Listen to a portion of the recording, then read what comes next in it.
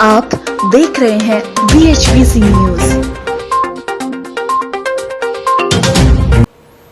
नमस्कार, मेरा नाम है विपिन चौधरी और आज बात करेंगे कृषि पर। भारत एक कृषि प्रधान देश है और किसान हमारा अन्नदाता है। क्या यह सिर्फ कहने के लिए है या फिर सच में राजनीतिक पार्टियां ऐसा मानती भी हैं? किसानों के संदर्भ में राजनीतिक पार्टियों की चर्चा इसलिए करनी पड़ रही है क्योंकि अभी किसानों के मुद्दे पर सबसे बड़ी हितैषी होने के दावों के साथ सभी राजनीतिक पार्टियां आमने सामने हैं। दरअसल केंद्र की मोदी सरकार ने कृषि सुधार कानून बनाकर किसानों के हित में अब तक का सबसे बड़ा कदम उठाए जाने का दावा किया है, तो वहीं दूसरी तरफ विपक्षी दलों ने इसके किसान विरोधी बताकर केंद्र सरकार के खिलाफ मोर्चा खोल दिया है। आश्चर्य तो यह है कि जिस कानून को किसान के हक में बताकर सत्ता पक्ष विशेष रूप से बीजेपी अपनी पीठ थपथपा रही है, उसी कानून के विरोध में किसान सड़कों पर निकलकर अपना विरोध जता रहे हैं।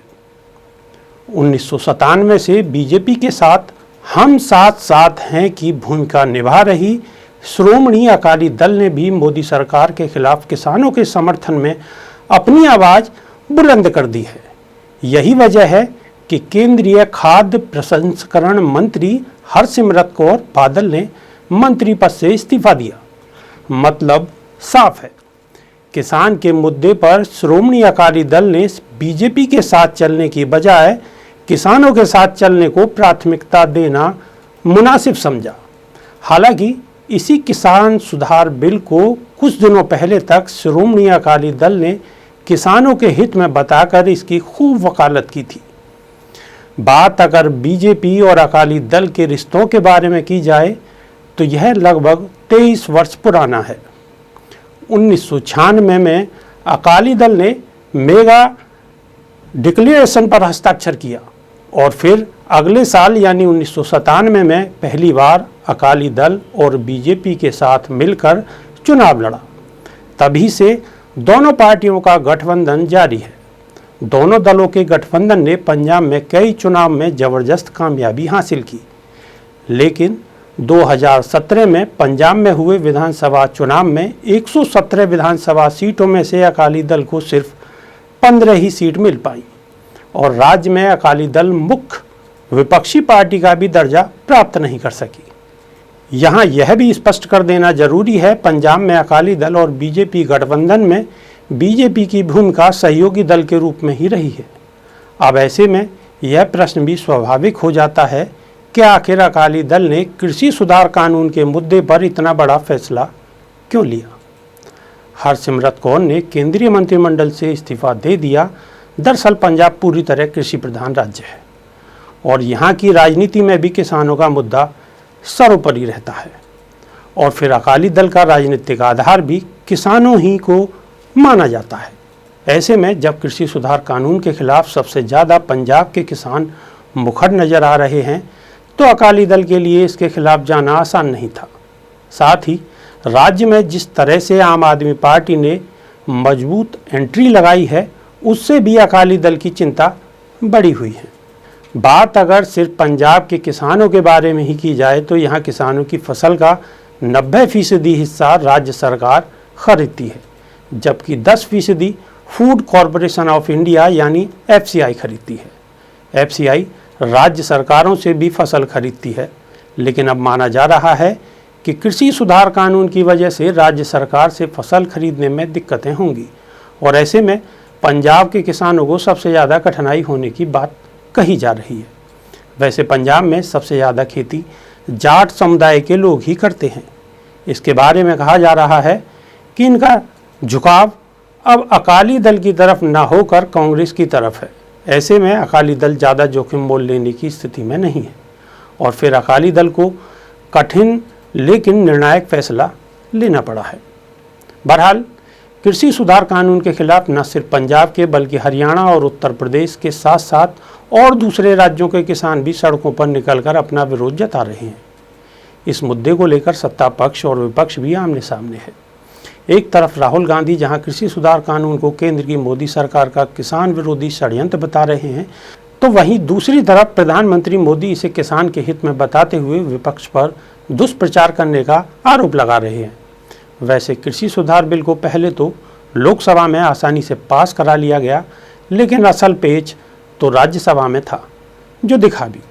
कृषि सुधार से संबंधित 2 बिल को जिस तरह से राज्यसभा में पास कराया गया, उससे कई तरह के सवाल खड़े हो गए हैं।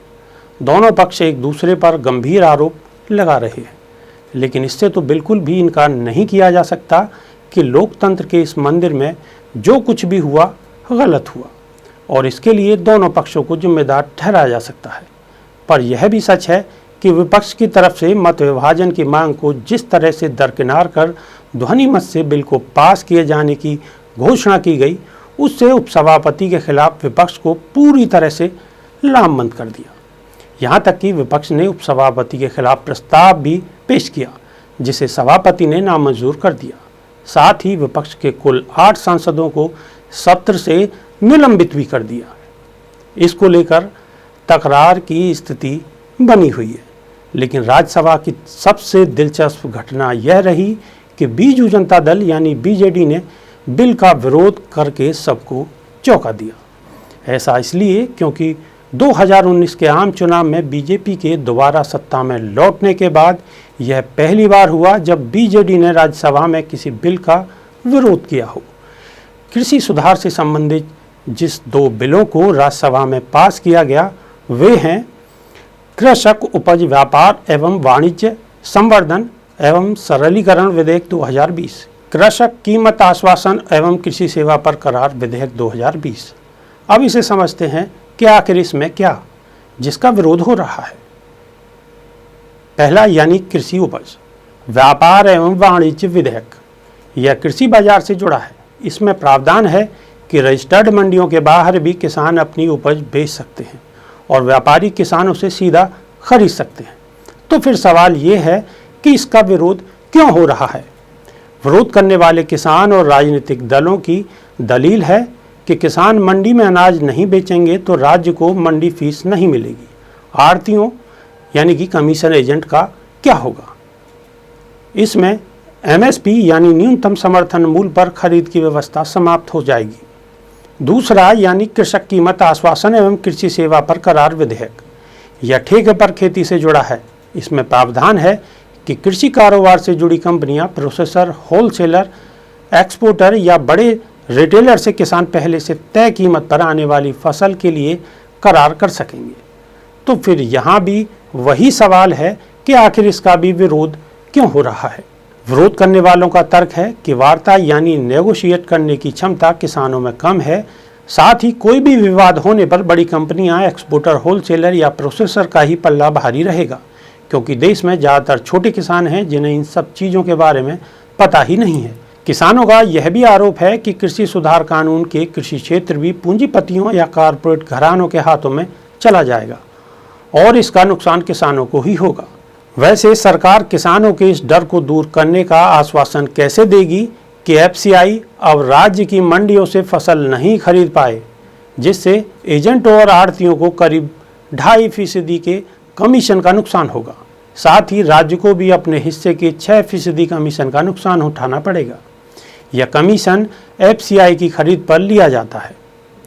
सरकार का कहना है कि अब किसानों को आज़ादी होगी अपनी फसल अपने हिसाब से मंडी के बाहर कहीं भी बेचने की। लेकिन क्या पहले ये आज़ादी नहीं थी? सच तो यह है कि पहले भी किसानों को आज़ादी थी, वह अपनी फसल मंडी के बाहर कहीं भी जाकर बेच सकते हैं। तो फिर किसानों की समस्या का निदान अब तक क्यों नहीं हो सका?